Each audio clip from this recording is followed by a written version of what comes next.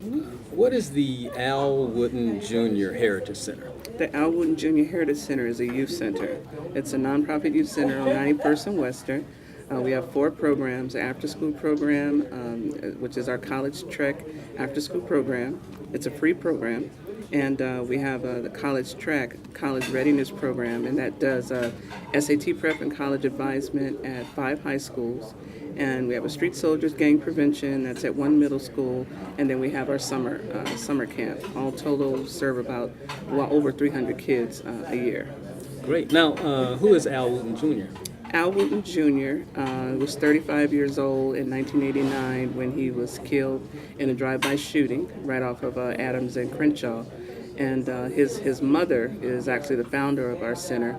And of course, she was devastated, but she didn't want to retaliate. Being a Christian woman, her thing was she wanted to help. So we had meetings in her house for probably about 3 months, some arguing, some debating, some research, until we finally decided that, to really help the kids, because it was at the height of drive-bys in LA at that time, we needed to get them off the street. We needed to show them a better way. And so the best solution for that, a number of people, including myself, had actually attended youth centers back in the day. And so we felt like it was a good solution. Youth center I went to helped me go to college. They helped me, leave behind, running with gangs and drugs. And so we decided to do a youth center, and that was 22 years ago. Great. So, and how did you personally get involved with the center? Al Wooten is my cousin.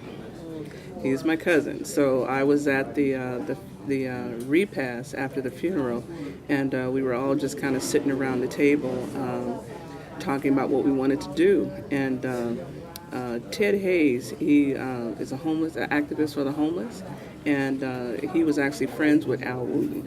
And because Al Wooten used to work with his Justiceville Home for the Homeless organization. And so Ted said, well, it's enough talking, because he's a real fiery kind of guy. And he just said, enough with the talking, we need to meet and decide what we're going to do. And so with that said, we met at her house like about a couple of weeks later and just started talking about solutions. Went to the library, did research. We actually went around the city. We went to government meetings. We went to different community meetings trying to see what was done. We initially just wanted to support what was going on. But then we found out that there was maybe at that time about 4 youth centers in the city. One was People Who Care.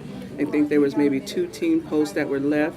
And we were just couldn't believe it. We said, with all the gang violence that's going on, there's about 4 youth centers in the city of LA, no after-school programs at the schools.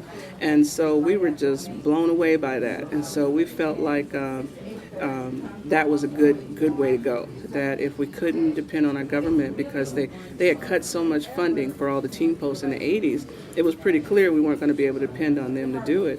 And so we just started one ourselves.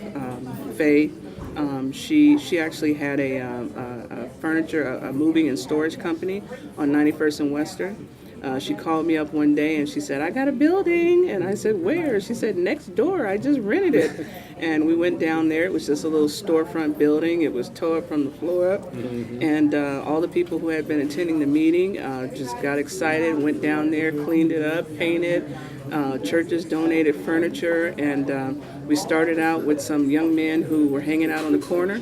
We invited them in. To this day, they're actually still involved. They're in their 30s. Right. They come anytime I call them to volunteer because they grew up at the center.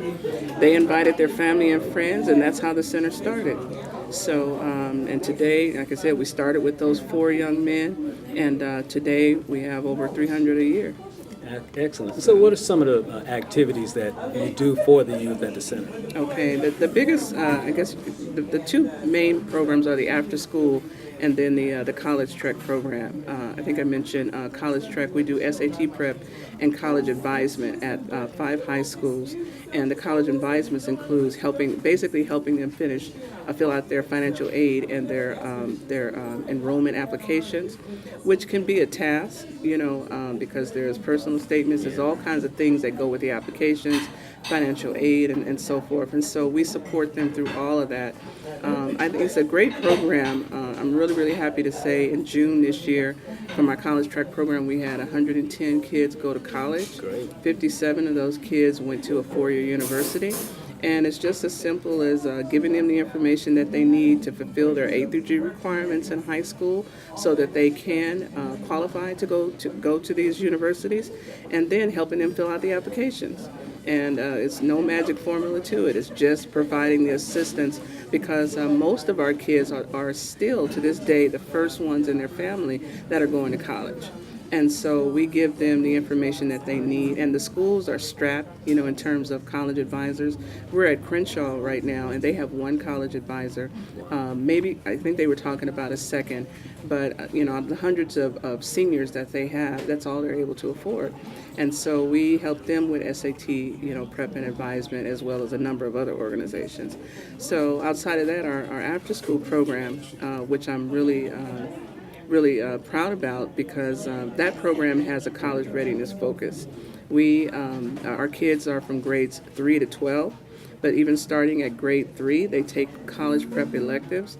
Like Isidra mentioned, during the summer she taught a journalism class, and we had third graders in that class, and we gave it to them. They had to write articles, they had to do research, they had to do interviews, and it's amazing what kids can do.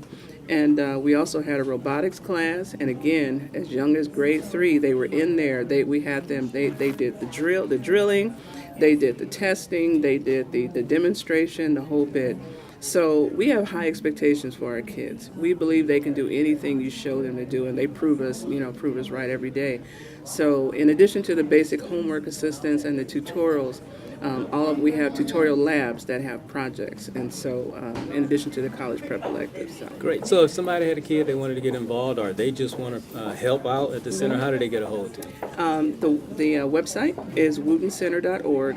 That's WOOTEN center.org. Phone number 323-756-7203.